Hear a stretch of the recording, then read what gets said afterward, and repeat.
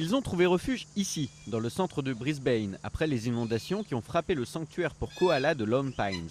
Plus de 100 marsupiaux ont été déplacés vers des terrains plus élevés. Un changement assez traumatisant pour ces petits animaux. Leurs conditions de vie ont été brusquement transformées. Ils se sont retrouvés très proches les uns des autres avec un accès plus difficile à la nourriture et à des branches accueillantes.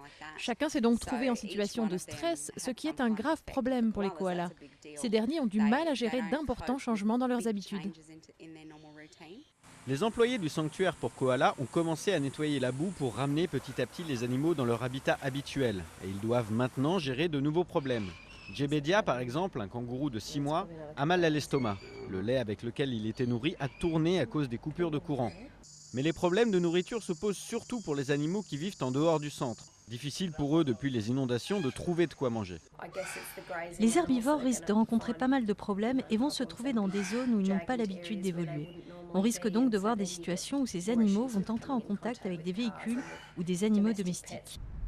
Alors que le niveau des eaux décline et que le nettoyage a débuté dans le Queensland, ce sont maintenant les reptiles qui s'introduisent dans les maisons qui inquiètent les sinistrés. Les habitats et zones de ponte de ces animaux ont été détruits par les eaux. Les experts appellent les habitants à faire preuve d'un peu de compassion envers les serpents. J'envisage toujours les choses de leur point de vue. Ils vivent et chassent sur les rives du fleuve Brisbane, donc ils vont vraiment devoir lutter. Mais il n'y a pas seulement les serpents, de nombreuses espèces se nourrissent sur les rives du fleuve, donc beaucoup d'animaux vont affronter une période délicate. Le personnel du sanctuaire se prépare à voir affluer de nombreux animaux en détresse dans les semaines qui viennent. De nouveaux résidents ont déjà fait leur apparition de manière spontanée, comme ce paon et quelques dragons d'eau qui ont trouvé refuge ici, au plus haut de la crue.